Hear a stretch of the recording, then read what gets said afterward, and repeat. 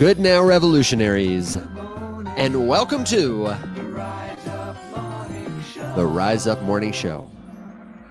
Today is Monday, February 16th, and we are so glad to have you along, everybody, for more helpful news, commentary, answers to your crypto questions, and this week, coverage from ETH Denver. If you're on the ground in Denver and you're listening to this, if you're walking to Camp Biddle, then hello, we hope your candles are green. It sounds like everybody's candles are green today. And if you've got something you want to share, you want us to look into, then leave it in the comments or head on over to community.rumshq.com. It's the place the show lives 24/7. It's the best place to get a hold of us with the question. The only thing we say missing is you.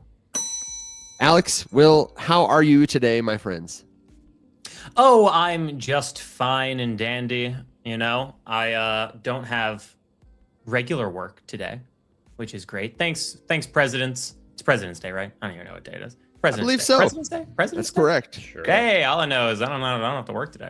I'll do a few things. So that's great. And I had such a great feeling this morning because yesterday I started spring cleaning a little bit early. You know, it's like organizing things, getting some things together for Goodwill. And finally, my clothes drawer was just a mess. It was a mess. I wasn't using it appropriately. Reorganized it the other day and I forgot about it. And I went to go get dressed and I pulled out a drawer and I was like, oh, it's so beautiful and organized and optimized. My closet, there's so much space because it's all great and it's all color coordinated. And I was like, hell yeah, this is beautiful. Love this. Anyway, just like a little adult moment where I walked out. I walked out of the closet all happy and I was like, oh God, that's a saying. I walked out of the closet all happy. And sounds like a personal problem. Yeah, it sounds like or for some a personal breaking of the cocoon. You know? But I just walked out. I was like, oh God, I'm so old. I'm 33 and I'm really excited about my new organized closet and clothes drawer. But anyway, so then now I'm all caffeinated and you can probably tell. Alex, what about you? Before Will gets us canceled for literally coming out of the closet live on air with our underwear on, what's going on with you? Alex was also sorting his underwear collection. All two of them. A lot of black, a lot of pink, or just two. Yep, one of each. In fact, this is actually a pretty, when it's not pink, this shirt for Alex is actually on the brighter side. This is like a little bit almost charcoal. Yeah, it's gray. Yeah. Yeah. People in podcast land, it's Technicolor, live before your very hairy eyeballs. We have a question rolling in asking about when we see the market pumping. Before we went live, Will was saying that things are lining up nicely, indeed, to maybe make our candles green.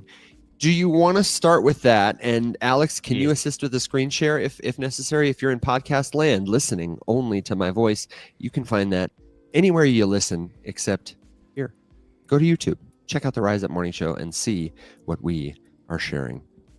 Bearded asks about on the way there about the average age of your underwear. And I'm just going to say, I think if underwear is losing its elasticity, you got to toss it. If it's got holes, you got to toss it. Yeah, that's when you toss it. It's those two things. It's always the elasticity. It's just, it's just brutal. And it's a shame because my favorite pair, they're going to have to go pretty soon. I'm just like, damn. Son of a bitch. Anyway, Sax, really good. I think SAXX is the brand. Anyway, we're not sponsored, but we could be. I'll do some underwear modeling. Started doing some modeling also this weekend. How'd your photo shoot go? I forgot to tell me that real quick before we get to Bitcoin. Was it good? Did you feel comfortable in front of the camera? Yeah, well, it was funny because I got 200 pictures at the end, and it's just at first just and then at the beginning where it's I didn't know, and then just cheesing and not having good looks and stuff like that. Dude, taking good pictures hard. It's hard. Absolutely. There's a skill set there. Also, it's doing more angry looks or whatever, just soldier, confused, whatever kind of looks. But then we're just all right, now for this one, smile, and it's oh God, am I a human or am I an android? What is happening here? But anyway, it was fun. I just went and did a practice shoot, and it was practicing poses and all that kind of stuff. Got some really good pictures. Maybe I'll share it on my stories for you guys to go and see and tell me maybe I'm handsome. I'm a handsome little boy, or not. But yeah, it was fun. It was fun to get some work done. And then I'm going in with an agency in the beginning of March to do like a whole shoot day, get a bunch of digitals, build out the comp card, add some more stuff to the portfolio, and then get into like their program and all that kind of stuff. Okay, I'm speaking it into existence. I see William Watson, the face card of American Express. That's what I see right now. Express. Yeah, absolutely. You know, because you're a jet setter, you're a guy with a card in his pocket, and I don't know. I could see it. That's what I'm. I'm good for suit catalog work. I'm good for like LLB and outdoor Filson kind of work, particularly Filson. Put me in Lucky Jeans, Buck Mason. I could do okay in that. Okay. But also it'd be like commercial work as well. So we'll see. They're gonna try to line me up with a few things, and I was like, oh, okay, cool.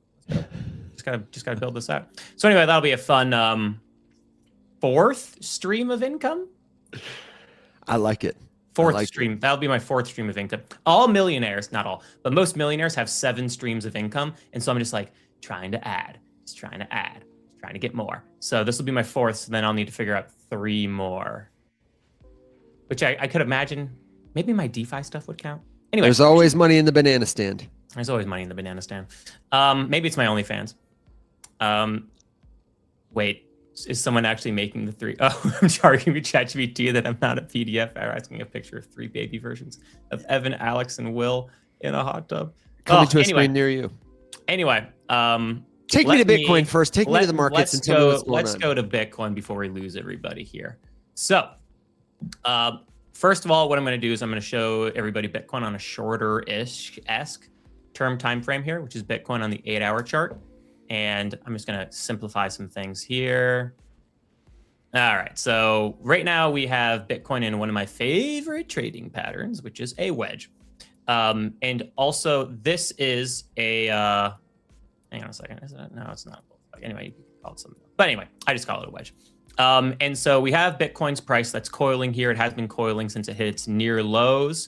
We had a false bullish breakout here on February 8th, and another false bullish breakout here on, really February 14th. Hey, Valentine's Day, and February 15th as well. And what was really interesting that happens there is we started getting some long signals on our Moxie indicator, these little green arrows, which if I pull up my indicators, is this green line here at the bottom. It officially flipped into bullish momentum on the 1 hour, the 4 hour, and the 8 hour time frame. So we're starting to see some bullish momentum start to take the market in the short term. And now that bullish momentum is here, this would tell us that on these time frames, you should expect more of the bullish scenarios to start playing out than the bearish scenarios. So could this still totally, roll over and break down? Sure, because the Moxie indicator isn't perfect. No single indicator is perfect. But this is telling us that the odds are much higher now that this might actually hold and you actually start to get a breakout. Another thing too that's very interesting about wedges, or really any pattern that you have in technical analysis, is once you have some false bullish breakouts and then price can get back above key exponentials and then get back above and hold that as support, typically after one real false bullish breakout, I mean like you had a full candle print here, not just like a wick up, you had a full candle print and then it gets back above. If it gets back above it, boom. Like it's going to pop up. It's going to pop up and off. So on short-term timeframes, the key level to keep our eyes on here for Bitcoin is over the next 3 hours, we want to see Bitcoin above, it's about $69,400 or so. And if we come over to the weekly chart, the other reason why this is really exciting is we see this is all short-term price action, right? This is the 8-hour chart. And so we see this bubbling up of bullish momentum and bullish possibility. That has a breakout target of, let's see if I measure this. Let's just measure it here. So we measure the thickest part of this wedge, put it on the breakout point.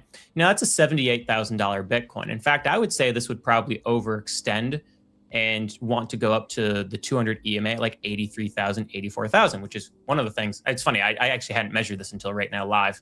And I've been saying like, hey, 84,000, I think is like the most bullish scenario possible in the short term. I don't know if we get there, but it is. And if we come to the weekly chart, why this is all really exciting, this short-term momentum is, hang on a second, let me just clean this up, is this, and let me make this just look a little less confusing so people are like, why are some of these candles, not filled? This weekly chart is sitting on perfect support. The 200-week EMA, this orange line here, has held as support. Now, granted, we dipped down into it, and this is what I've been calling our golden pocket for Bitcoin. Bitcoin loves to make bottoms in bear markets in this golden pocket or just below it. And right now, it has been holding as support. No weekly candle has closed below it yet. And we're sitting right on it as support as we're seeing bullish momentum starting to build on the short-term time frame. And then you can see that the next area of resistance for Bitcoin isn't until we get to about $82,000, right? This is all in that 84, 82 range that we were just talking about in short-term timeframes. Like, this is a perfect place to see, hey, this is holding as support. Bullish momentum is coming in and buying when it's in this golden pocket, as evidenced by these wicks. This is a perfect place for a bounce on the weekly time frame, and we're starting to see that form on the short term, and you could really well and honestly and truly see Bitcoin start to pop up. Now, I just found resistance levels at, $82,000. Let's just say 82, 83K, right? That would be my guess. But also something to keep your eyes on is this wick here made during the week of November 17th, and that's at $80,000, okay? So the closer we get to $80,000, the closer this bullish momentum, if we do get a pop here, is going to fade, right? So the closer we get to 80,000, and you're like, ooh, maybe I should buy some. You understand you are buying at a very risky point in time. Unless you take a position now, I would say that's fairly less risk. But if you wait and you wait and you wait and you wait for a short-term trade, and then you buy at 80K, you might be buying a local top, because historically Bitcoin's price does fall and hang out in this range and typically dip below it for a little bit to complete a bear market, right? That's what happens historically, okay?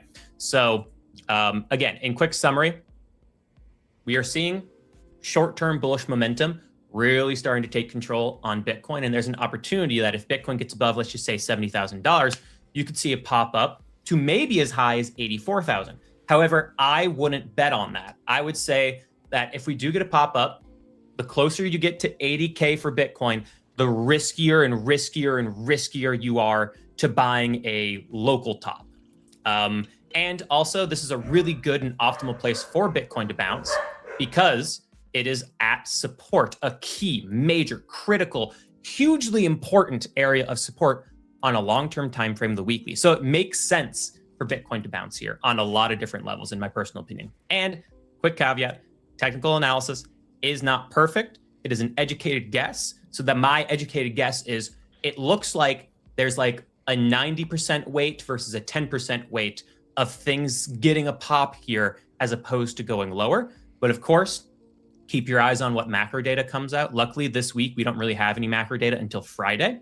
That could change the market, which is PCE inflation data. And I'm honestly, that could actually be good news and help to boost the market. We'll see. And then you just got to keep your eyes on the stock market, which doesn't open today. It opens on Tuesday. Because what happens in the stock market could, cause a poo-poo in crypto. We'll see. And that's kind of what we're looking at from a TI standpoint right now. Are you positioning for this move with any trades? So I had taken the large sum of money that I wanted to invest recently, and I bought Circle stock not too long ago because it also triggered a long signal, and I wasn't quite certain at the time of what crypto was going to do. So the money I'd set aside to make a trade is largely in Circle stock, but I did set a small long, just a 5x long on Solana, and I'm looking to see if maybe Pengu comes down and cools off a little bit this morning. I might grab a tiny bit of Pengu, but I won't take a position really on that until or if I see Bitcoin maintain a bullish breakout of that wedge I showed earlier. If I see Bitcoin's, hey, okay, it's breaking out of that wedge, where we're getting confirmation that, hey, Bitcoin really might go up to about $80,000. In a meme coin, if the market goes hot, that could be a 20% move or something in a meme coin. So I'll wait for that. I'll take a position in Pengu and then look for a short-term meme coin trade along with my Solana long, and then I'll be keeping my eyes on Circle. Circle, the issuer of USDC. Yes, indeed. And this was interesting too, because I know a lot of people in the audience were very interested in, my thoughts on Circle because I really like Circle. And I've been doing more research on it to understand it as an investment.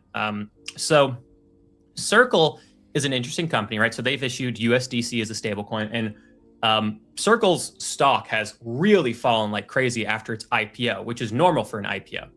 If you aren't familiar with stocks, you're more familiar with crypto.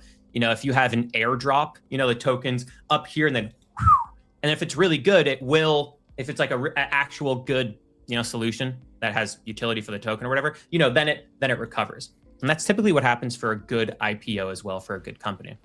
And quarter over quarter, Circle had a revenue gain of $600 million. Wow. So, and yet the stock was falling. So again, price is a distraction from good fundamentals. That is from Warren Buffett. It is true in crypto, and it is more true in stocks. And so I say, okay, cool, there's really good revenue growth here. Circle is very well positioned to be like the stablecoin leader in America. I see stablecoins being incorporated into the future of the financial world. I want some of this stock because I almost guarantee you it outperforms Bitcoin over the next number of years. Just because it's such a small market cap and it's in such a pivotal opportunity. So I was like, cool, I want Circle stock. Yeah. It's the first stock I've bought in a very long time. And here's the thing with Circle. Circle is still very fragile because 90% of their revenue comes from purely what they earn off of interest off of the USDC stablecoin. Because the stablecoin is backed by bonds and they hold the bonds and they earn interest on the bonds. And so as interest rates get cut, so too does the interest that they earn on all of the USDC stablecoins. Also for us, like, our interest that we earn on USDC stablecoins also goes down as interest rates get cut. Okay. So if interest rates are getting cut and it looks like they're going to, or we're close to it, right? Whether it's this next Fed meeting or afterwards or the one after that, right? Where it looks like we have rate cuts. Circle should make less money, which should hurt the stock, right? Now, there's another thing that USDC can do to prevent this, which is they can issue more stable coins. So if they have more stable coins, they're earning interest on more things they own, and then revenue goes up, okay? Now, that's a very fragile business that is incredibly exposed to what the Fed does. And so Circle as a company needs to diversify their revenue, and they're working on it. So they're really close to getting the final approval for their banking license, and that will open up some additional opportunities for them to make money and offer some new products and to do custody services and a number of other things. And I forget all the other services they could do, but it opens up the door for them to be able to make revenue in a bunch of different fields. And once that happens, you could see their revenue really start to diversify. And I mean, they make a lot of money today. They could start making a gargantuan amount of money. But they need that banking license to be done. And they've gotten approval for it. They just need the final approval. And then they need to create the products, bring it to service, find customers, right? So it's not like they got a banking license. It's gangbusters now, everybody. Yeah. No, they have to execute still, right? It's still a very risky stock, but there's a lot of opportunity there. Yeah. And so I just want everybody to be aware that you could maybe see Circle stock take dings as we get rate cuts, because the market will go, okay, their revenue is going to go down unless they issue more stable coins, because right now they don't really have another source of meaningful income. So just FYI, everybody, just want everybody to be informed about any investing decisions, because I know some people were scooping up Circle stock in our community at the same time I was.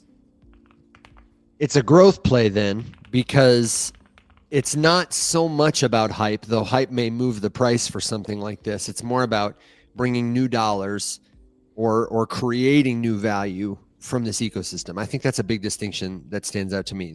If Circle continues to succeed in the way it is as a company, then we can expect more and more people to keep using it in a way that actually shifts the value floor, sets a higher floor, basically, for the perceived value of the company. Yeah, exactly. Sorry, I was muted, but No. But yeah, exactly. So, I mean, if Circle opens up new revenue streams, yep. And then, even if rates get cut, they're going to issue more USDC stablecoin supply, because stablecoins will be the future, because it makes everything faster and cheaper. So the financial world has to adopt something along those lines, right? So it just stands to reason to be a good opportunity to me. Well, and more than that, they are using it now. This Circle Yeah. is widely adopted, not just in crypto, beyond crypto. People are interested in coming to crypto to start to use their stablecoin, their solutions. Carol asked the follow-up question. Circle is a stock, so you must have a broker. Yes. What broker do you recommend? Where do you like to do your stock buying? Bought it on Kraken, dude. Bought it on Kraken, dude. Bought it on Kraken because I used Fidelity for years and years and years and years and years for stocks. But now the most annoying thing in the world is I like to trade crypto. I believe in crypto. My portfolio is largely crypto. And so when I wanted to do stuff in stocks, I have to go from Coinbase before to my bank account to Fidelity, do what I wanted to do, made the trade. Oh, cool. Oh, something in crypto is going on. Take that money, take 2 days or whatever to get back into my bank account, do it from my bank account, go to Coinbase. You know what I don't have to do anymore? I don't have to do any of that because Kraken has stocks and crypto and margin. And it has a whole bunch of USD, like stablecoin pairings. I don't have to go into the DeFi world to get my stable Euro coins anymore because the weakness of the dollar is continuing. Dollar's just going to get weaker. So why do I want to hold all of my money in dollars when I have fiat? I want dollars and euros and I want British pounds. So it's like, there's just more. And now I just get to all do it in one place. And I'm just like, oh, this saves time. And I like this. And I don't have to get pissed off anymore. We've got a slight pivot. So let me know if we need to stay here for a minute. Janisha asks, I'm new to this. What do you think of OKX? Thank you. Hello, Janisha, and thanks for trusting us to help with your question. OKX is an exchange. The way that Robinhood and Kraken and Coinbase are brokers by one word, they are exchanges by another. This is a business that is regulated to offer you the service of not just I can buy and sell crypto here or other financial assets, but it's got a platform that you can interface with because they custody those assets for you. You are buying an ownership claim. If you interact with crypto directly, you're using a wallet. This is a different piece of infrastructure than an exchange. OKX, Coinbase, Kraken, Binance, all these legitimate exchanges are totally fine places to buy and use crypto. And as Will has just shown us, our friends over at Kraken, they're making it easy for you to do all your finance stuff in one app. Robinhood is going to be doing this. Coinbase is going to continue to do this. If you like OKX, if you like Exodus Wallet, if you like this or that solution, as long as it's a product from a legitimate company that supports the products you want to use and that you find easy to use consistently, well, then it's good. So that's my take on OKX. Alex, Will, do you have anything to add to that?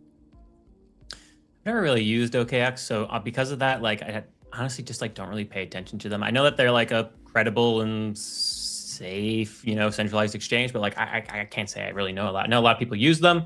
I haven't heard too many bad things. I hear some bad things about every centralized exchange. I hear some good things about every centralized exchange. So I don't really have too much to add. Okay, we've got a lot of questions coming in. On Kraken, Will, are the stocks on chain? Are they held in your wallet like crypto? I don't know, but I can find out for you.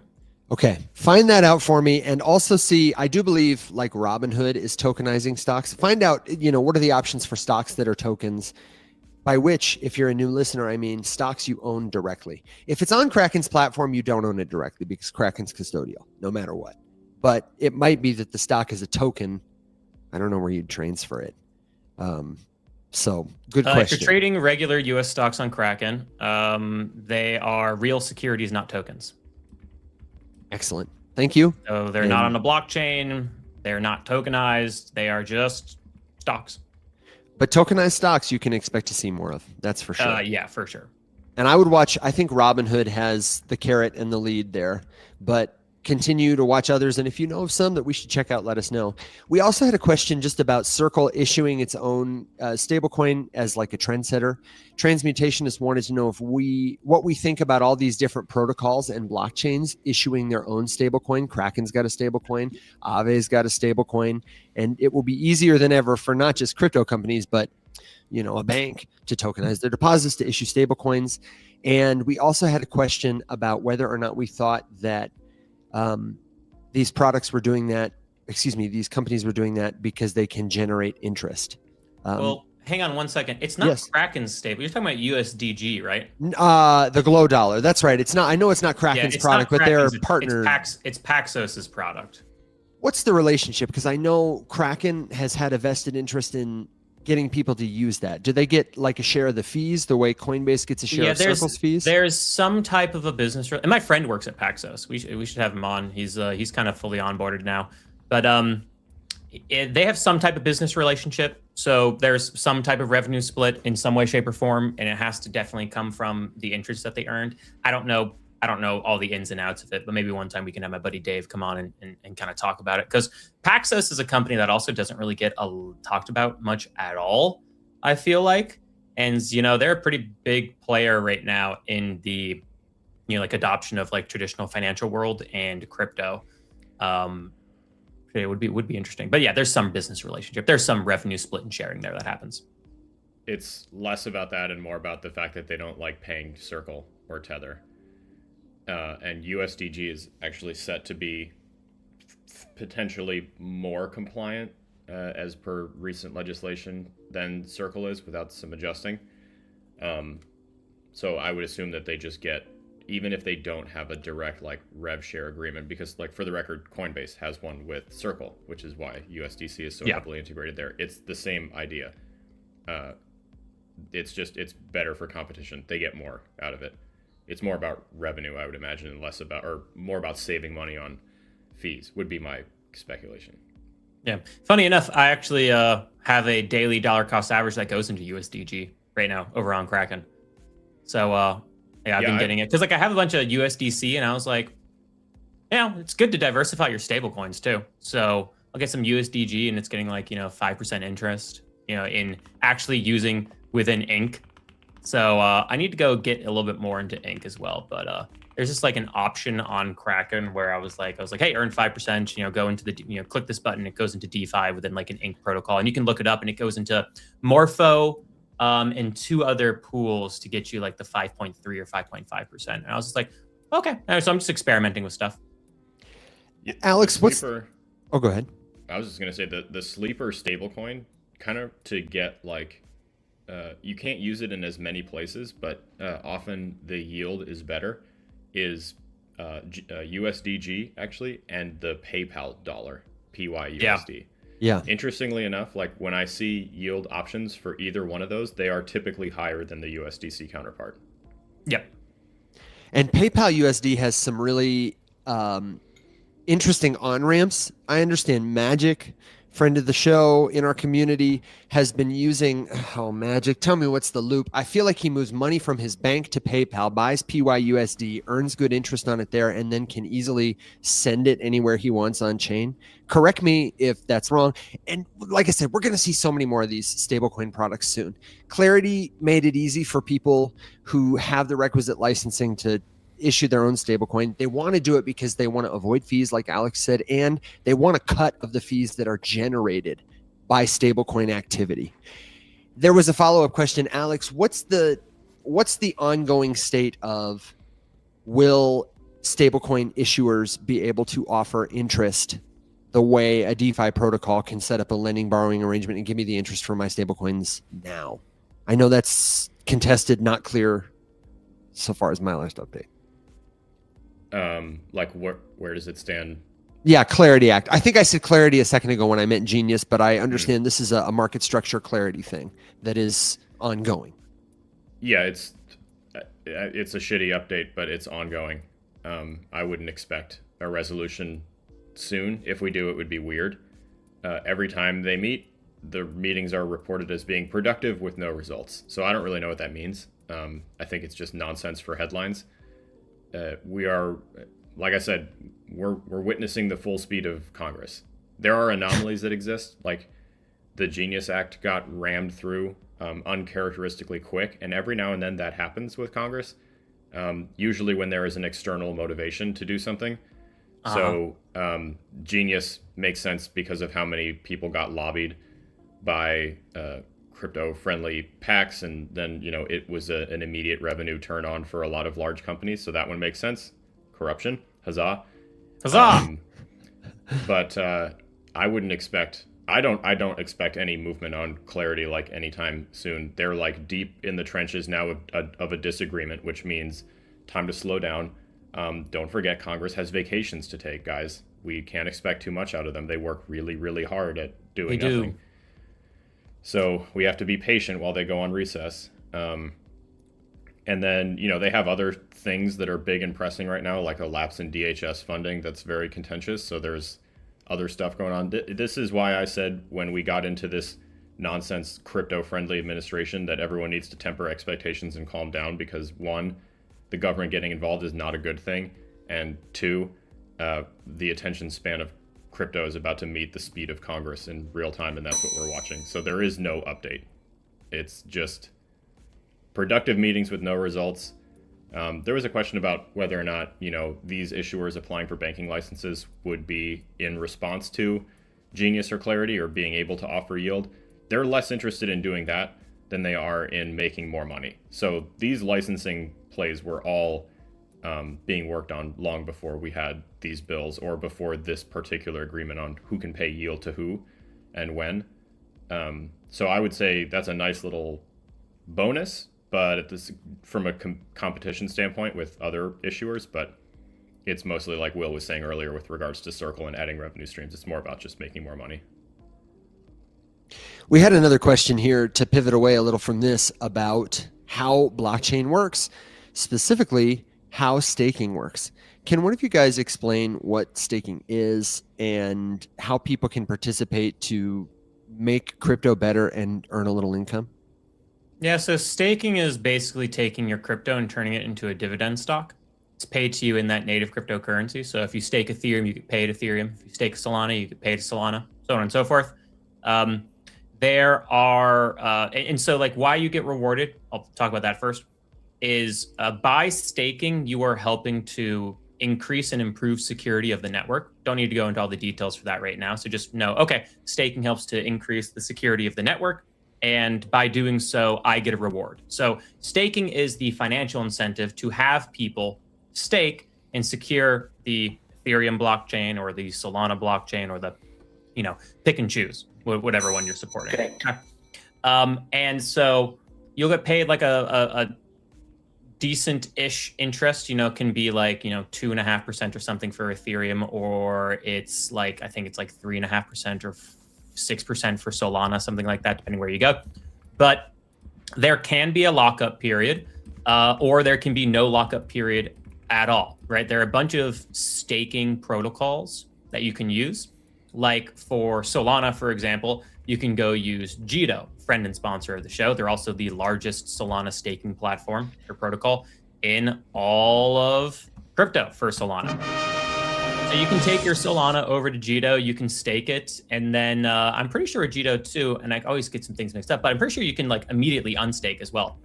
So like there's no lockup period. There used to be some, not a whole lot of flexibility there back in the day, where you would go and stake something, be like, now it's locked up for a whole year. And you're like, cool. And then price is just like, and you're like, I wish I could have traded that. So that's one reason why I've always said historically that if you're buying something that you believe in long-term, you're positioning for like the next major cycle that's going to come in the next like 6-9 months, 1, 2, 3 years, something like that, or you're holding for decades.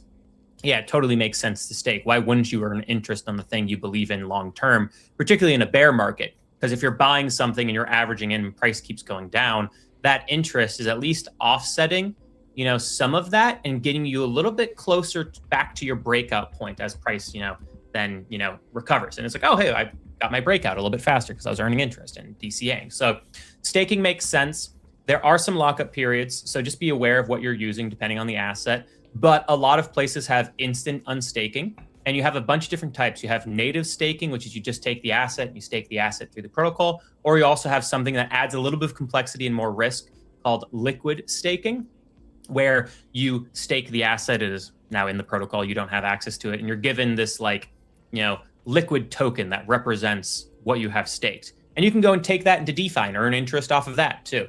That sounds really nice. Just understand you are introducing more risk, because if you lose that collateral because you made a mistake, you have now lost access to recover your funds as well. So just be aware of that. So there are some really simple ways to go through staking and some more complex ways. Ultimately, do some more research. We have some material on it as well. Always happy to make more videos on staking too. And I think it is something that makes sense to do in a bear market with assets you believe in long term. And I want to zoom in a little on this question from X Space M Han. Thank you for trusting us. I hope I got your name correct from all the way back here in the penny seats. I'm trying to figure out what problem blockchain and DeFi is actually trying to solve for and why the government has so many issues with it. I feel like staking is a good segue. Alex, I'd like to hand this to you, but by way of doing it, I'm going to say that staking explanation was masterful, but it's very technical. And I want you to say, I just want you to know that everything blockchain is doing should be seen through a frame of not just money, but systemic change. Think of it less like a new version of money and more like a general purpose technology. It's like electricity or the printing press. It's going to change pretty much everything for pretty much everyone in ways that give people who do things ways to own that and claim the benefits. But Alex, can you tell us what problems, maybe some specific examples, DeFi is aiming to solve and why the government has such a problem with it? Yeah, it's actually really simple. DeFi is aiming to solve the problem of corporate greed with the money system. So right now, the money system is very centralized, and in order to interact with it, you have to go through like one of a dozen corporate intermediaries that are your conduit to the broader money ecosystem.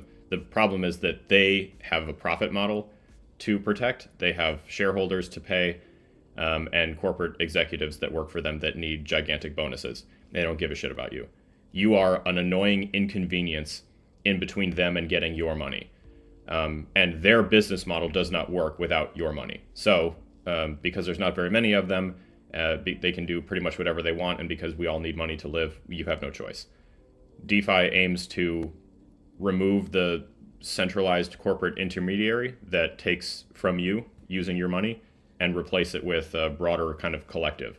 The government hates that because the corporate intermediary is exactly who pays all of their campaign contributions. They lobby the hell out of all of these people to put them in office. The government doesn't give a shit about you.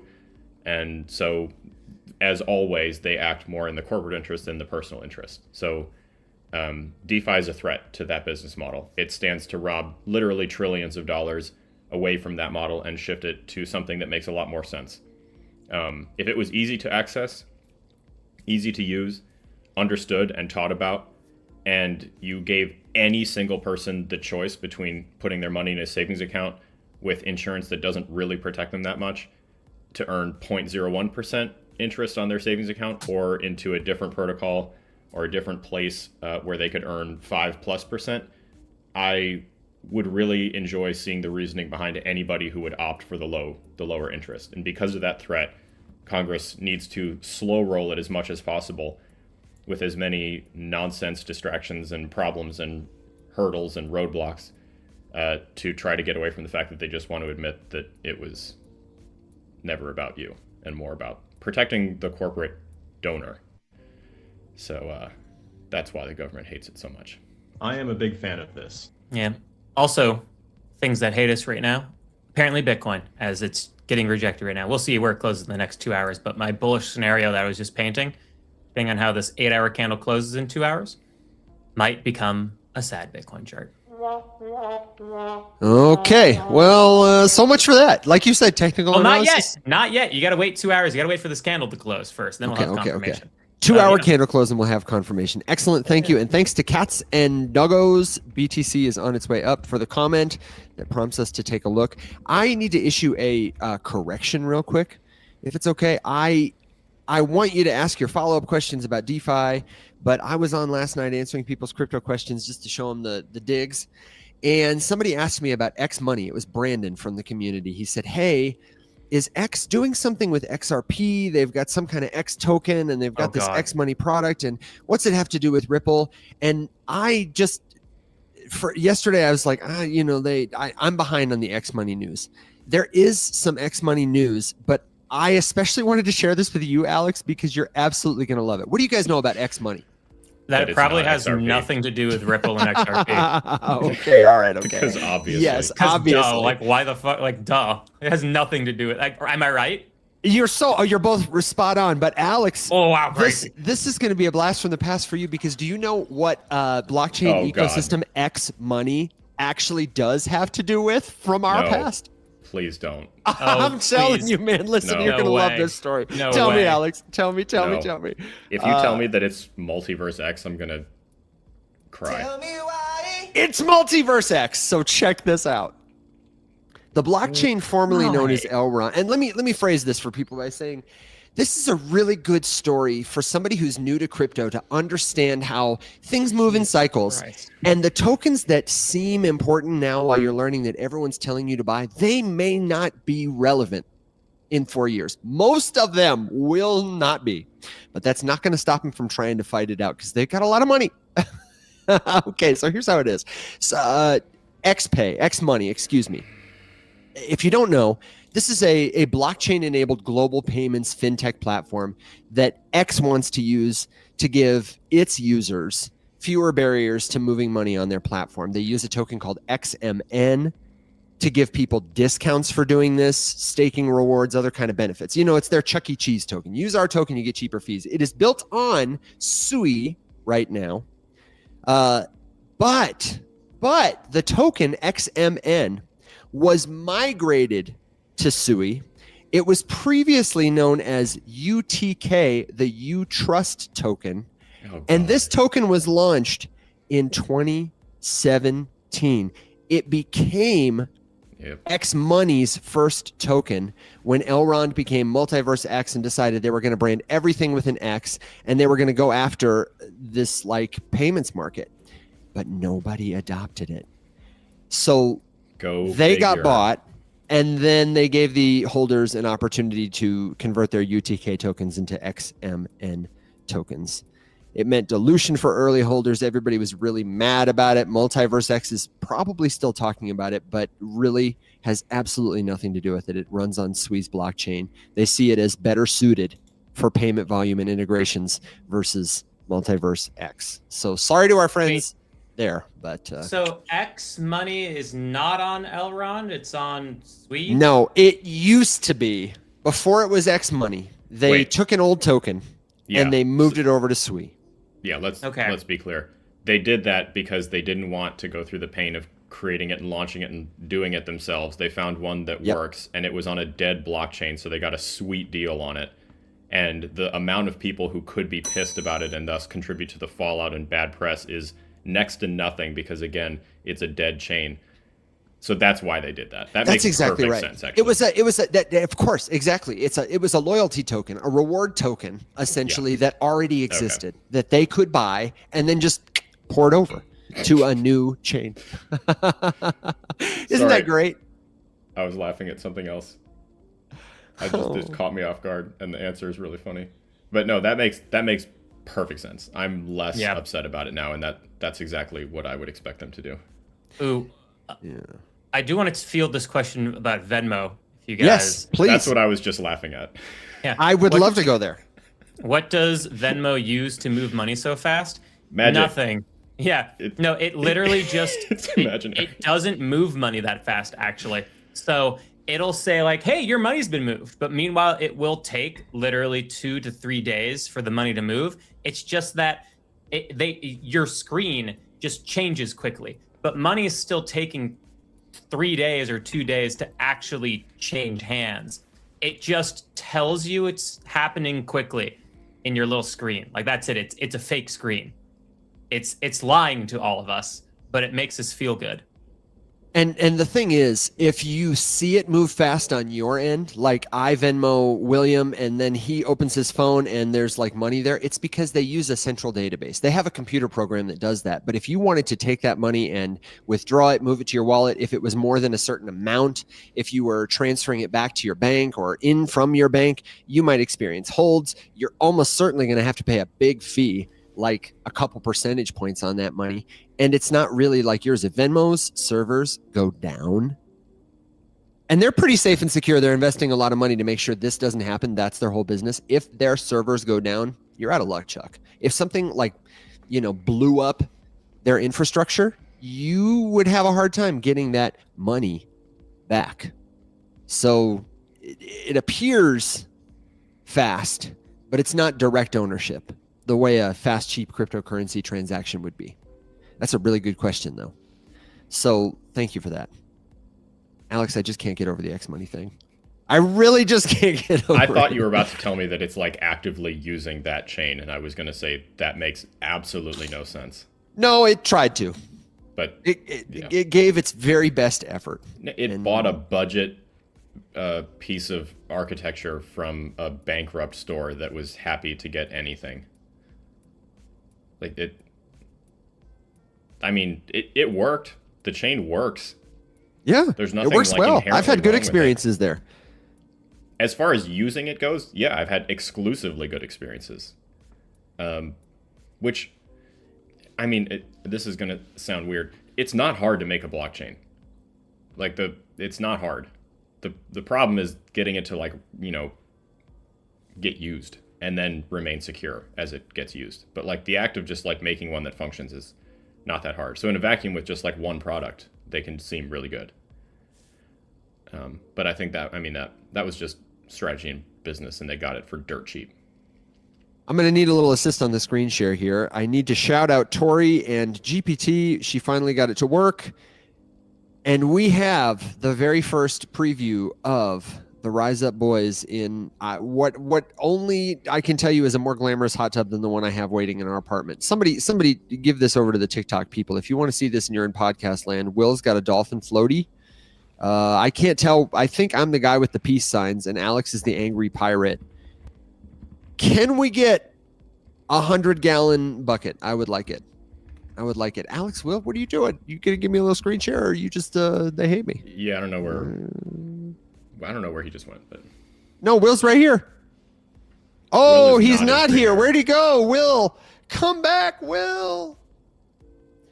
If you want to see pictures like this, you want to share your predictions, your questions, and we don't get to it on the show, the place to go, don't forget, is community.rumshq.com. If you sent a question earlier and we missed it, then feel free to ping it to us again. We've got about 30 more minutes of this show before we ride our dogs and ponies into the sunset today. And another piece of news coming out of the Ethereum community is that the director of the Ethereum Foundation, one of the co-directors, Tomas Stanchek, is stepping down. Can you believe it? He's been there for a year, and he says it's time to move on. The gentleman who's replacing him has a name I absolutely cannot pronounce, and so I will not even try, but you can give it a Google. It seems like the organization is supportive of this, and I expect we're going to hear a lot more about it and other developments from inside Ethereum this week. We'll probably hear more about their privacy initiatives. They are really trying to lead the way in quantum resistance. I heard a fantastic interview on Unchained last week about how Bitcoin, Ethereum, and other crypto networks are handling the impending threat of quantum resistance. And it sounds like Ethereum is taking it very seriously, but it's a big undertaking to update the methods of cryptography that secure their network to make it truly quantum resistant. So we'll see. And if there's more you want us to check out, let us know. We've got a full week of shows and events. Will is doing Market Watch tonight. And then Alex and Will are getting on the plane tomorrow. I am going to be hosting a solo stream. Another great place for you to ask crypto questions. I'm just going to make it a Q&A extravaganza. So I hope to see you there.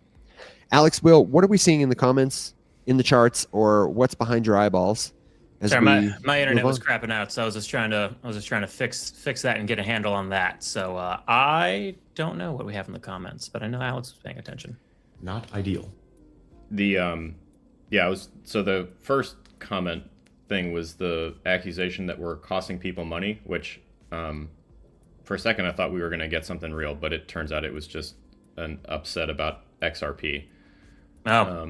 There's, just for the record, and please fact check me, like if you're mad that this X money thing is not using Ripple and XRP, your fight is not with me. I'm Fact sorry. check yourself, brother. You can make yourself feel better and direct it at me if you want to, but just go look. They're not using. I don't know. I didn't make that up. We're just reading it. I would be really curious to know where you're reading it, and not you, Alex. The folks in the comments. I'll tell you. They're reading it in other TikTok and Twitter comments founded on nothing. And it's all laden with a dash of cope. Yeah, you can verify this, and I would encourage you to verify it on third-party news websites. I looked up an article on The Block. I fact-checked it with CoinMarketCap. They have the contract address. So does CoinGecko for the X Money token. If you search XMN or just X Money token on your favorite CoinGecko, CoinMarketCap tool, not only will you see the price chart, not only will you see that it used to come from the UTK token, but you will also see the smart contract address. And you may not know this, but this little teardrop logo on the CoinGecko interface means this is a token on the SWI network. The second clue is this EVM, Ethereum Virtual Machine Compatible Address, 0x something. They've also got a link to the white paper here to xmoney.com, which would be a great place to keep going to continue verifying the information you hear on social media against what's actually written on the cannot lie to you blockchain. Speaking of XRP, man, can you believe... Never mind, I'm not going to say it. Take me to another question. I was gonna get on a rant, man. No, it's just best to move on. It always ends up in a rant. No, and my problem's not with XRP, not with Ripple. It's I'm just gonna say it, and then I'm gonna move on. I emailed the podcast studio guy because he's my only contact so far, but I really want to talk to somebody at the ETH Denver conference level about hosting Digital Ascension Group as a sponsor. Like, that's weird. That's really not okay. It's not okay. It's and really weird. It's so out of I left feel field. like they don't know, and they just needed the money, or maybe they did a Google search, and it's absolutely not cool. So if you're out there, you're one of the ETH Denver folks, I have a couple of friends that I want to talk to about it, but it's not ideal. Go ahead. Take me somewhere else, to a happier place. There was a question about Monad and founders leaving or whatever, and I've not heard anything specific. I'm trying to find it. So if you have like extra context or information, or specifically where we're seeing stuff going, I mean, I typically go to Twitter for that right now, and Twitter's down for me. Monad is here, so we'll get a chance if we want to talk to them directly. Yeah, they're launching. I forget what, but they're doing a couple of things. Kevin McCordick, longtime director of growth at the Monad Foundation, is stepping down. I see here, but that's all. That's I got. not like I wouldn't necessarily say that that's a big loss. Just nothing against him. It's just like that position, that title. It's not like a detrimental to the chain or anything.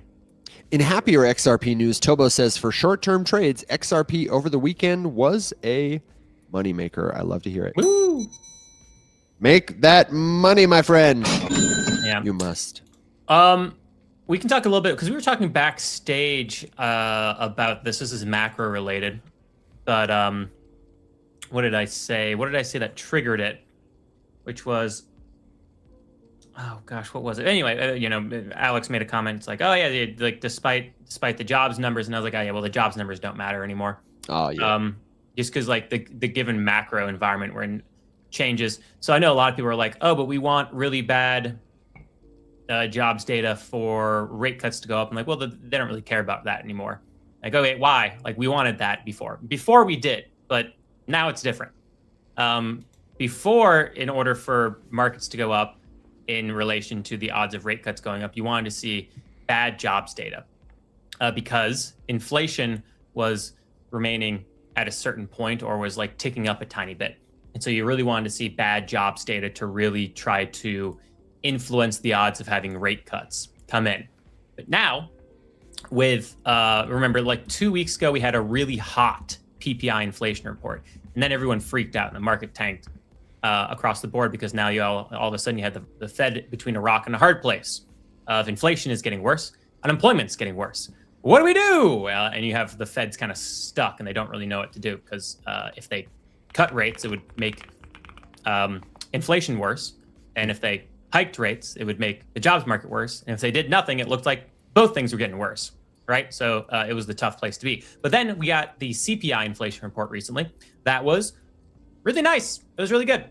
So that provided relief to the Fed, and the market, pumped in the short term, and then kind of ended up kind of being par by the end of the day, 24 hours later. But that opened up the possibility for the Fed to maybe hike rates, right? It got them out of that hard place. Now, since it looks like inflation's cooling again, it doesn't really matter what the jobs market does, whether it gets worse or gets better, so long as inflation keeps coming down. Because as long as inflation's coming down, the Fed can cut rates, right? And so that's the macro environment we see ourselves in. So we have a CPI inflation report that is this Friday, or not CPI, CPE, PCE. I always mix it up. I always say PCE. Boys to Men, ABC, PCE. Yeah, there you go. I always mix up. But anyway, it's the most important bit of inflation data that the Fed likes to analyze. We get that on Friday. And if that comes in also having cooled off again, then the odds of rate cuts get higher. If that comes in and inflation looks a little hotter, then markets will tank because the odds of rate cuts go down. So just FYI, that's kind of the scenario we're in. A lot of folks in the comments. Go ahead. But the jobs market doesn't really matter right now, insofar as rate cuts are concerned. I think Alex and I are about to take it to the same place. Go ahead, because people are, the data coming out of the government is more and more like the points and whose line is it anyway. It doesn't matter, and it's all made up, and they're just going to do whatever the hell they want. So who cares? Yeah, but that's what everyone said for forever. So I just go like, whatever. I don't care. I take it and just push it to the side because it's not what the market reacts to, and I just care what the market reacts to. Right, but I'm saying that, and that's fine. You can say forever that like it's never been real. There's always been questions about it, and I wouldn't be able to argue with you. But it's a little you're just representing it incorrectly if you say that it's not different now. I think that our view of it is different just because of like the internet and stuff. I think the data is the data, and it just comes through in a really shitty way, which is surveys. And it's always been a little bit of a lie because governments will lie to you. But like market reacts to the data that we get, and that's the data we get. When it comes to inflation, you can use true inflation to have an additional measure to at least take a look at that. Jobs market, harder to have like a source that kind of validates it. But like you can take a look at true inflation, which scrapes off like actual price data from the prices of things and then brings that together. And you can see at least like true inflation is coming down. So if inflation numbers are going down from the government, you do have a source there to validate that. I don't know if there's something like that for the jobs market. You have like private jobs data and the public jobs data. So I guess that's it, but they're kind of measuring different things. And how the government sources data from that is survey data, which really has never really seemed like an entirely accurate system. So well, not by itself, no, but that's never been the case. You always need to have corroborative sources to amplify the confidence that you can have in any particular data set. That's quite literally in the nature of collecting and confirming data. I'm saying that at this point, when you are actively like either skipping reports or purposefully targeting defunding efforts into specific areas wherein data is collected and analyzed, or using different methods to analyze the data, or just simply making shit up, something has changed. You're just simply not like looking at the whole thing if you think that this is exactly the same as it has always been. I think the real interesting question to come out of this whole thing, even if we wanted to be super two-dimensional about it, would be at what point does the market decide that it is going to treat it differently, given the fact that the sources are now changing? Like, did we defund the Bureau of Labor Statistics? I would have probably to pull up and see. Doge cuts. Remember, I think it was November or December. It was the person who was in charge of, I think it was the jobs report.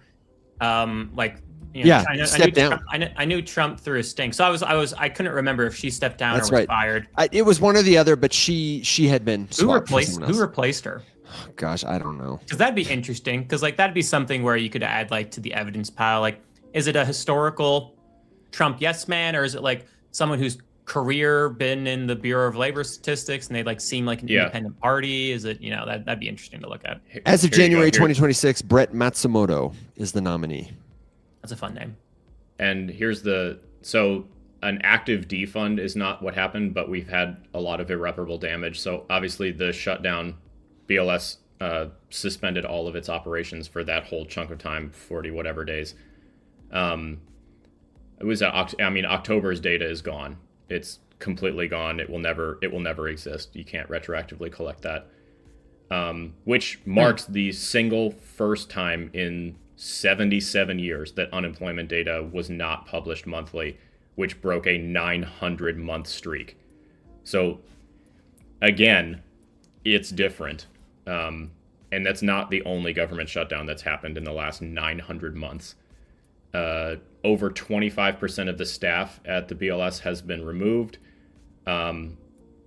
since 2010. So inflation adjusted funding is down 22%, which is not a result of the current administration. That's just, a sign of the times and a reappropriation of funding.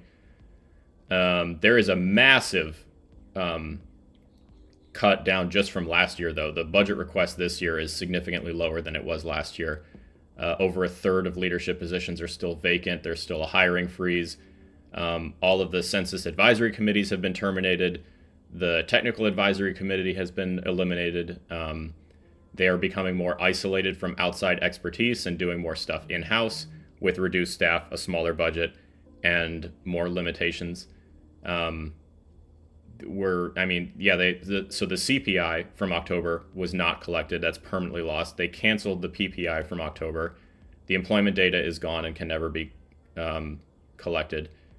A bunch of different reports that I don't recognize have been delayed or canceled. Never heard of JOLTS data. Do you know what that is? Yeah, it's another jobs report. Okay, it's also delayed.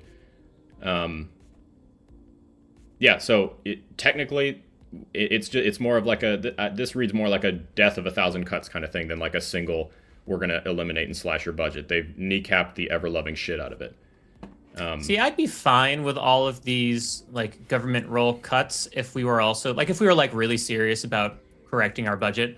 If like instead we're increasing our military spending by another $500 billion and the big beautiful bill increased spending, like I'd be fine with these cuts if we were like cutting across the board, be like, hey guys, we're spending too much money and our debt's out of control. Like we got to tighten our belts a little bit. I do feel like the country overall would be like, okay, like that makes sense. I can wrap my head around like bankruptcy. And granted, it's really different on like the government level, and like, the US dollar is the world reserve currency. So it's like not the same as like somebody losing their money or being in debt.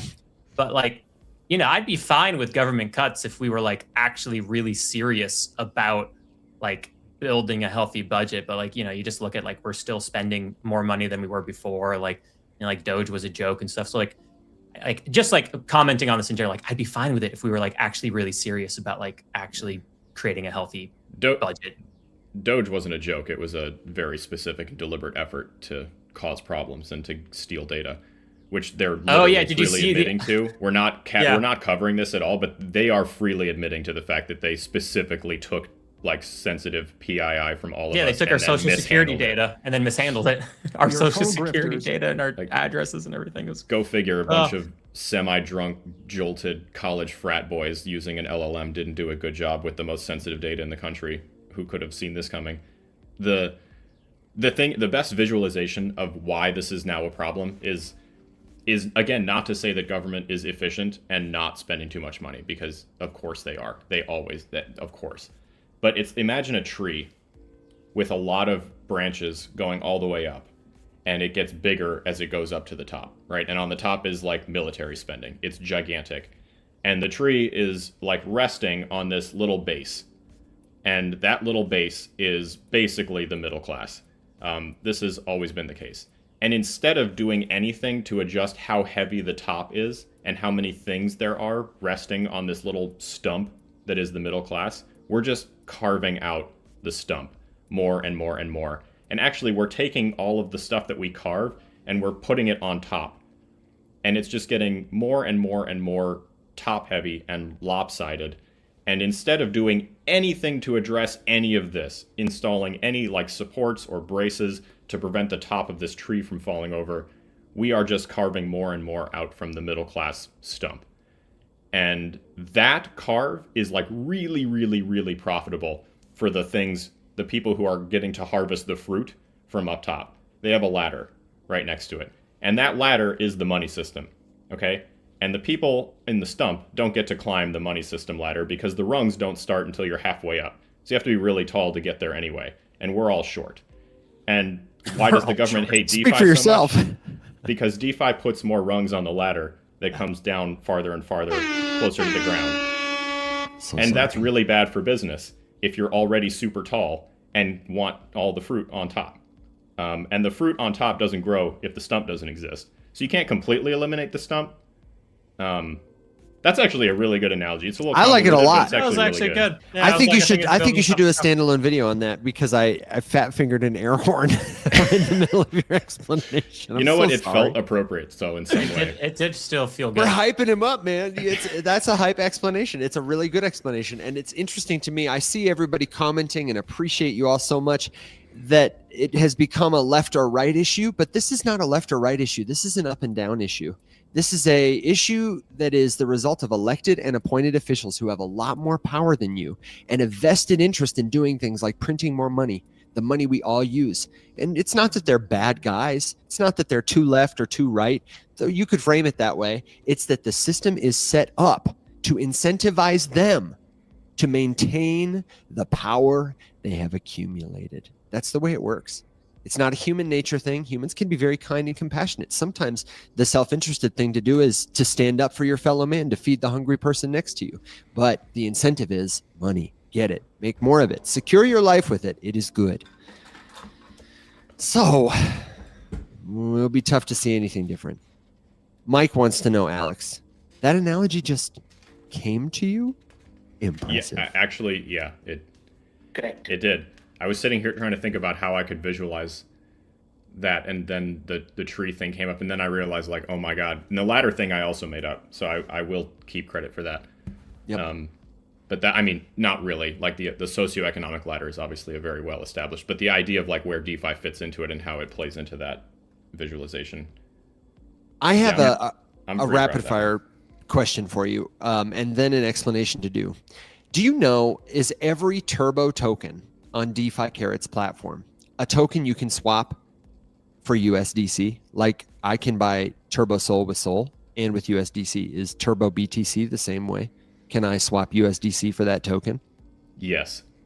Yes. Okay, great. Then we have a question that I've been going back and forth with in the comments from Dashcam Eddie. Good to see you. Who wants to know how to get his Bitcoin from Tangem Wallet on the Bitcoin network, presumably, over into Turbo BTC. And we were going back and forth about how to do it, but I want to speak specifically and then generally. The first thing is, Dashcam Eddie, if this is your Bitcoin for retirement, you probably shouldn't be moving a ton of it into a product like Turbo BTC. And you definitely shouldn't be connecting your Tangem wallet, if it is your Bitcoin for retirement, to a protocol where you can authorize a transaction. Your cold storage wallet should be private. It should be off-chain. It shouldn't be going around plugging into DeFi protocols, making it easier to track and trace you. It also shouldn't be the kind of wallet you are making vulnerable to bad links. If you click a bad transaction, go to a bad website, do something with your cold wallet keys exposed, you could compromise that very precious store for your assets. So what I recommend you do, they said they were an Exodus wallet user, is spin up a hot wallet that supports the Solana network.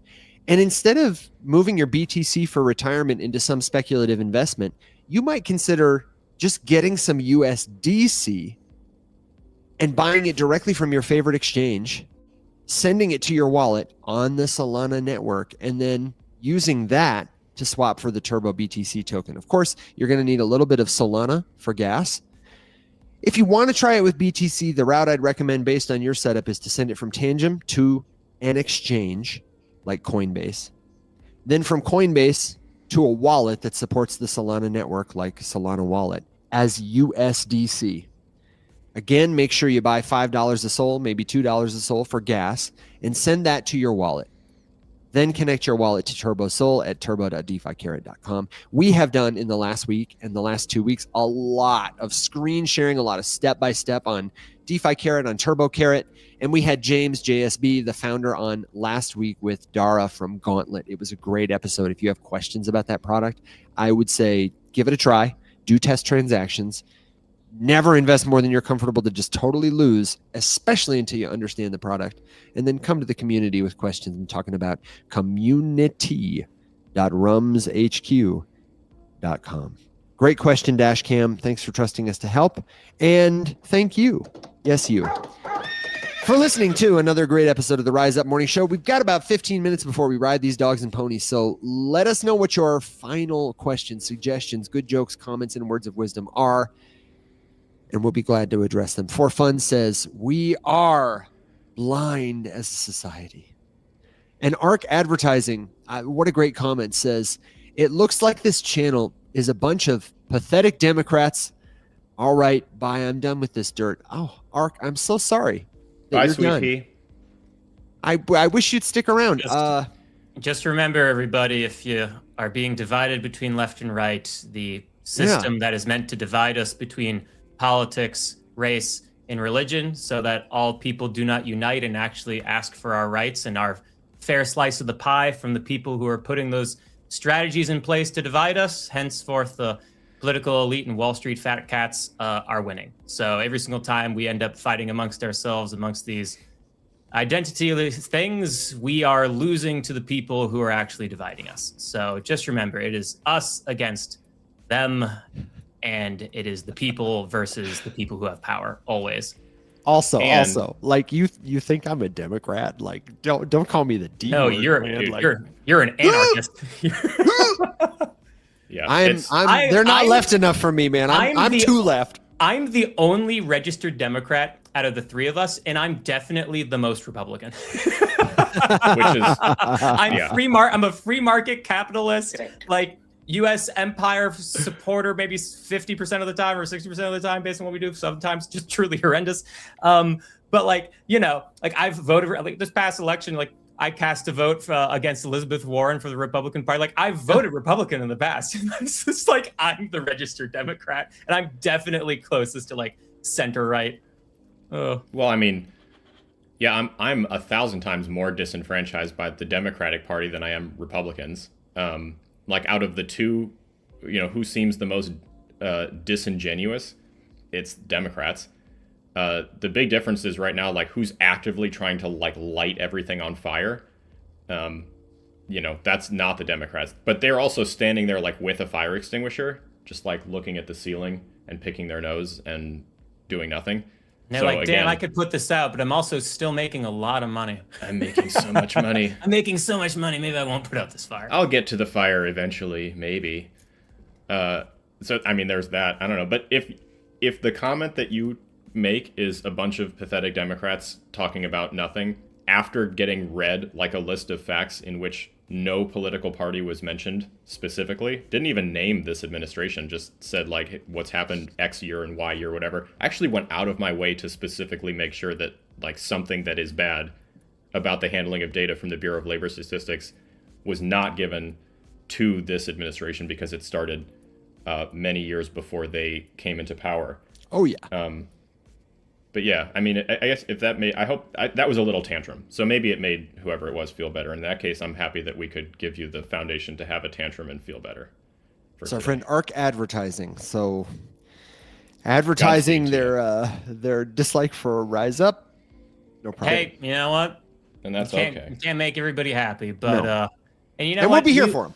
Yeah. And we'll all fall into that trap. I'm just drawing too. a picture of a shitty little tree with A the shitty money little tree. next to it. That is kind of a bad drawing, if I'm being honest. Stick to your day job. But you know what? I like it. You're a loser. I like it, Picasso. Thank you. That'll be $1 million. Okay. Do you guys recommend using a seed phrase? Or no seed phrase for Tangent. Seed phrase, buddy. Thank you for the assist. Tell me why. Tell me why. Well, it's like with Tangent, you get 3 cards, right? So this is another card wallet. You get 3 cards, and you can just like set up the wallet, and you're good. And basically, like it's the fastest sign up process to have your cold storage wallet get set up. Technically, the fastest and simplest, but not the safest at all. Because if you lose 1, 2, and then your 3rd Tangent card, and you do not have a seed phrase, guess what? All the money is poof, gone. It's all gone forever. So set it up with a seed phrase, because if you lose those 3 cards, you go to Tangent, hey, send me some more cards. And then you have your cards. And then as you're setting up your profile, it will ask you, do you have a seed phrase? You put in your seed phrase, and bada boom, bada bing, you have your money back. So always, always, always, always, always, always, always, always, always, always choose the seed phrase option. and then write it down on a piece of paper, a physical piece of paper, maybe multiple, store them in different places that are safe and secure. And then, you're fine. But one of the reasons why we like Arculus so much is because it gives you no option. It forces you to have a seed phrase. There's no we're not going to let you get lazy on security. Because if you're buying cold storage, why would we give you a less secure option? No, you're buying this for security. You're buying this for the self-responsibility of self-storage. So we're going to make you do it the right way. And I really like that. That's why one of the reasons why we recommend Arculus over Tangem is just because it forces that security. And that's it. So hopefully that answers your question. That was excellent. Thank you. Different strokes, different folks. The right product for you is the one you should find. So if you've got a question about it, don't hesitate. I gave mine to my neighbor. Is that safe? LOL. We got bad news for you. Bad news for you. Sorry about that. Not safe. It's a trap. But you can send it to me. Write it on the back of a $20 bill. Send it to me. Send it to Alex. Send it to Will, and we will send it to me. Warm. I'll keep it safe.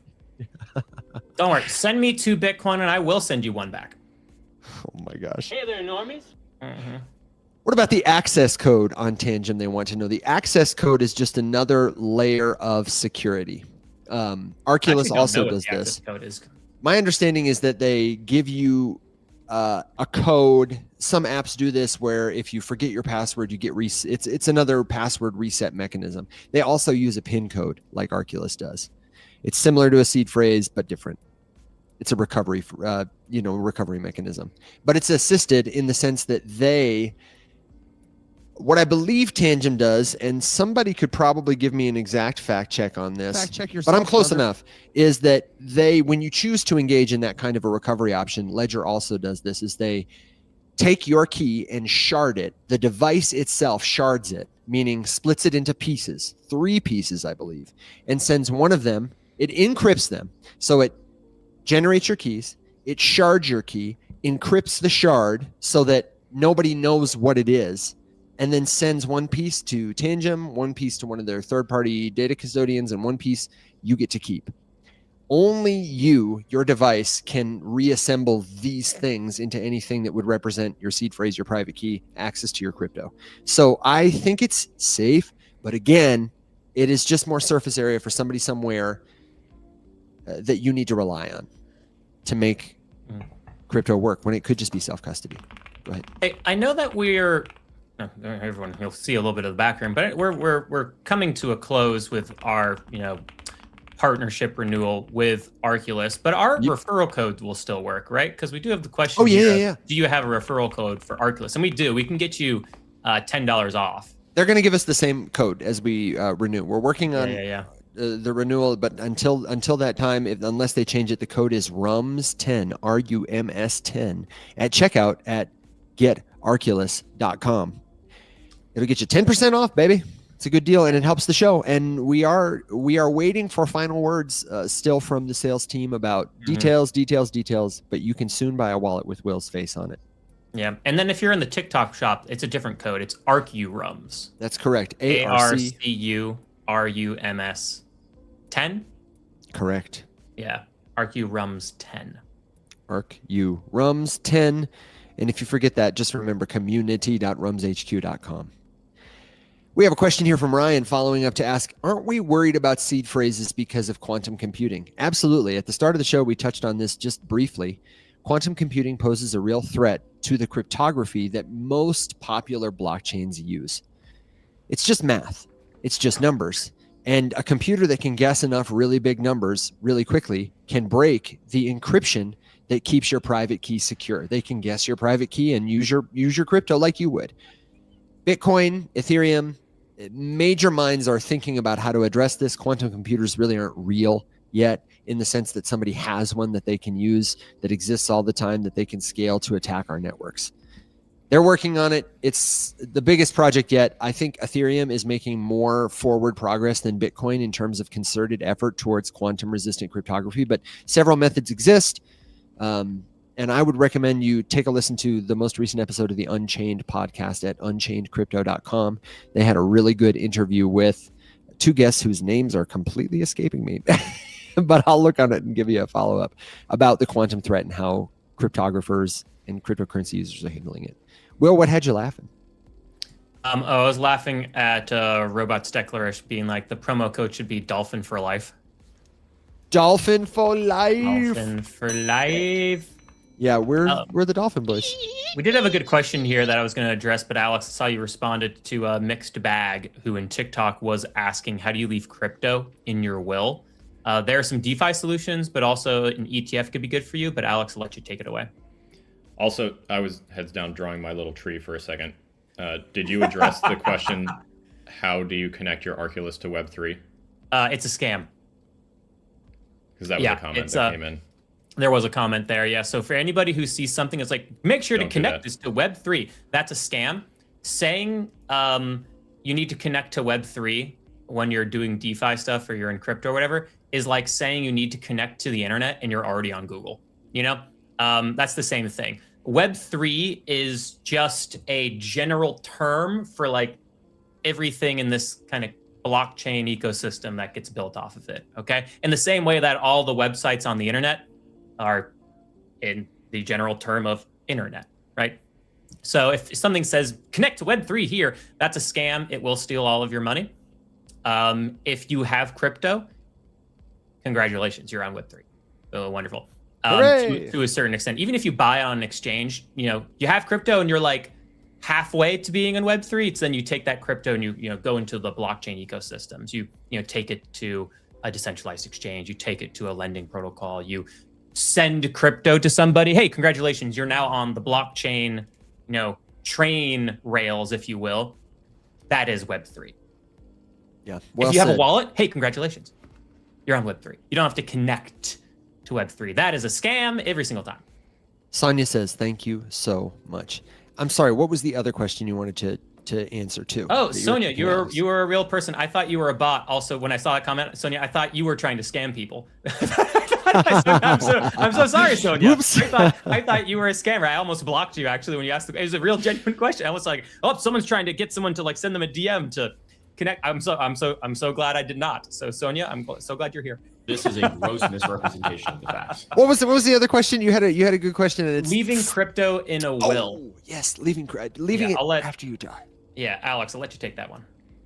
So it's the same as any other asset. You don't need to do anything special or super crazy or whatever. If you have someone who has helped you set up a will, or if you've created one elsewhere, you can include assets like this just like you would anything else, any other investments or stocks or other assets that you would like to designate to someone specific.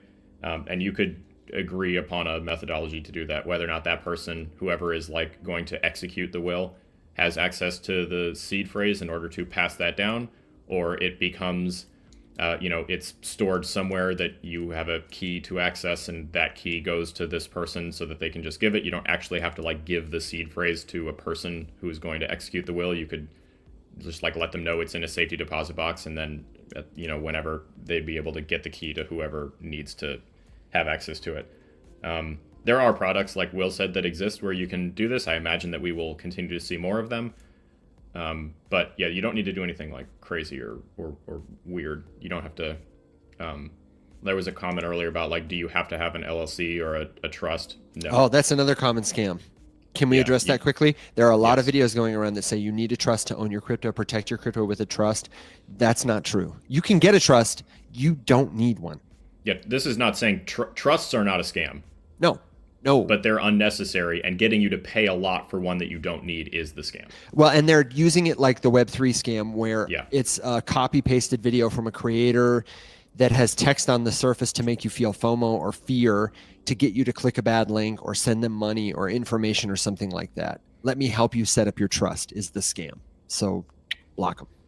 Yeah. Let's do a round of final thoughts. Let's get our last questions, last predictions. I predict it's going to be a beautiful week in Denver. I can see the mountains over yonder. We've got wonderful windows in this apartment. I can't wait to have you guys here. I'm going to go to you for your final thoughts, and then our friend Sonia in the comments is going to get my final thoughts, and we will be back for an episode of Market Watch tonight. Alex, Will, who's got a final thought for me? Final thoughts. My final thoughts are, right now it does look like Bitcoin's getting rejected from that key $70,000 level, and we have another hour and a half to go before this particular candle closes. But we'll have to keep our eyes on it. Maybe Bitcoin doesn't have the juice. Maybe it doesn't have the juice in it to go higher. We'll see. Maybe it needs to wait for the traditional markets to open up and everybody come back from vacation and all that kind of stuff. Because it's a long weekend in the U.S. for those of you who are not watching here. So like the stock market and all that doesn't open up till tomorrow. We'll see. We'll be keeping our eyes on all that. And final thoughts. No, that's it. Still pays to be patient. Still pays to be conservative in the market. Pays to, if you feel FOMO, do research as opposed to buy. And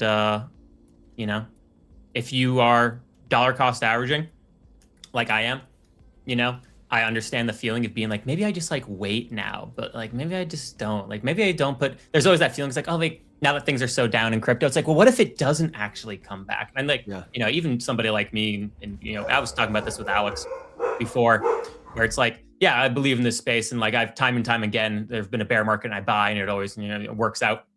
But it's like in the pits of the bear market, you're like, but what if it doesn't come back? There's that voice in your head. It's like, well, what if I stop buying now? And that feeling is always the exact opposite of what you should be doing. And, ended up, if I had listened to it, resulted in bad investment decisions, because then I wouldn't have been buying the bottom and being in an opportunity where I was really making a lot of money a year later. So patience, listen to your emotions and typically do the opposite. And a lot of the times, the best thing you can do is nothing and just research and watch. This is, after all, Will Watson, the most Republican host on our show, telling you how to make money. I am technically the most Republican host on this show. Yes. I'm going to put that in his bio. The most Republican host on this show. The most Republican host on this show. It's a show. Definitely a show. It exists. And apparently it's real. Alex, what about you? You got a final thought for our folks? I think there was one follow-up comment about dApps that you can connect your wallet to that can also steal from you. It is impossible to, in a single comment or even a single hour and a half long episode, encapsulate every single attack vector that exists to steal money from you. There are more ways to lose money than there are to make money by a millionfold. The biggest, I'm trying really hard to come up with some sort of terse way to do the most protection. You have to be willing to miss out on something in order to fully protect yourself. I have made significantly less money in crypto than some people have, but I also have never been phished, hacked, exploited, scammed, clicked a bad link, connected to a bad protocol, signed a bad transaction, accidentally sent money to the wrong place. Investments have gone to zero in bad altcoins that ended up failing, but I've never been stolen from directly. And that's because I'm incredibly comfortable missing out on a potential, 100x or something to protect myself because I wasn't confident, whatever it was. So, I guess I'll think on it to try to see if I can come up with a more succinct way to protect more people from more scams. That's kind of the constant mission. But yes, lots of different ways to get stolen from exist. You just have to be careful and double check stuff. And honestly, that's probably a plug for the community. Get a second set of eyes on something if you're not sure what you're looking at. I think that's the pitch. You got to get in a community. You need to be in a group of crypto users who can help answer your questions, give you that second opinion, tell you the difference between looking up something on Google and good, helpful research, so that you're not going to feel afraid to ask a question. You can share what you're learning with somebody else, and then you can, we say, rise up. For us, that community is community.rumshq.com. I want to shout out Teresa and say thank you very much for testing and verifying that the Arculus Rums promo code is not working right now on their website. So we're going to send them a message and make sure it's working, and we'll let you know tomorrow on the show what's going on. Well, I imagine we don't have an active contract with them, so it's probably turned off. Which is, come on, Arculus, we're good for it. Help the people out. Bearded says, if you haven't been scammed or stolen from, it's nothing to be ashamed about. Oh, excuse me. If you have been, it's nothing to be ashamed about. And that's the truth. Start learning now and understand how to do research. Bearded is just one of the many great people who hangs out in the Rise Up community. And to Sonia and others like her who've survived scams, we are so sorry, but we want to see you succeed. And that is the shortcut. It's not going to the right TikTok live and hearing about which token's going to blow up. No, it is finding out how to use crypto well. Also on the way out the door, a couple of good thoughts from Zach99, who says women are a great vector to lose money. Okay. Hey, guess what? So to our men. So to our men. Just pick. Yep. We can. I know it's a joke. We can just say like probably the biggest financial success or lack of success in your life is choosing the correct partner.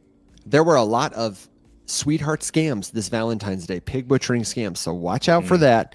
And thank you for all the great final thoughts, thanking us for all of the tips, the tricks, the wisdom. Go check out our friends who are live streaming now, talking about Bullish Babe. She's going to be live. Don't forget, Doug is live in the mornings before the Rise Up Morning Show over on TikTok.